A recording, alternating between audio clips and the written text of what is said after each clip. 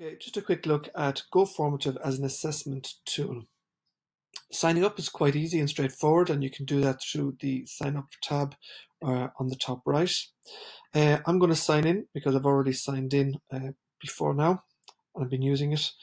And once you sign in, you can see your dashboard, your teacher dashboard here. So formatives refer to the area where you push out new assessment tasks, and we'll have a look at this in a moment. Classes refer to classes that you've already set up. The tracker will account for work that is ongoing, and that's work that you've already issued to classes and to students. And the last tab across the top then is library.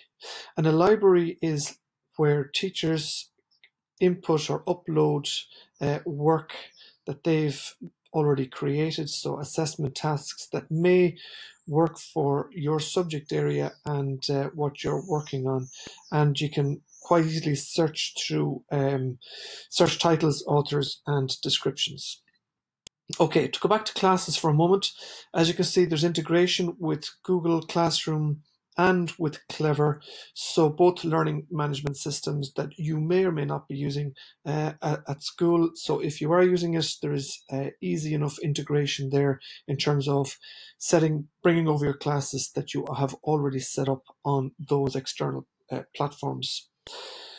So just, I suppose, a note here in terms of adding teachers. This is a premium function, so just in case that's something that you did want to add, I'm just going to cover off the free features that is in GoFormative.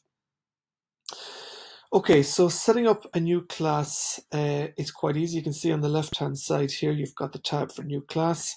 So you can set up a new class very quickly by putting in the name of the class that you want to set up. You do need to put in a 2-letter or number or mixture abbreviation there for that.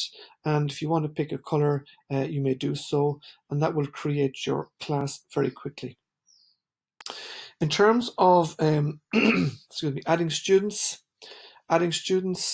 first of all, I suppose it's worth mentioning that each class setup has a unique code that is automatically generated for you once you set up a new class. Adding students is done over here on the Add Students function, and you can, as I mentioned earlier, you can integrate from Google.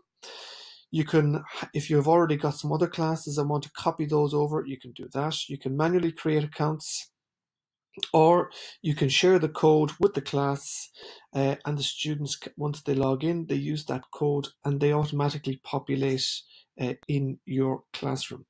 So the next thing that you're going to want to do is set up a new assessment task, and that's by clicking on Formatives on the top left.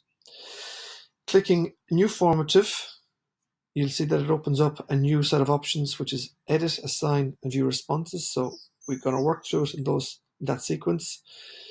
Adding a new question, you can see which options are free, which is the non-starred parts, and which are paid for. For most of what we want to do, the free versions are generally fine. So I'm going to click on multiple choice here for a moment, and I'm going to click on a question that I've already created. So, and I'm going to put in my 3 responses on this. Okay.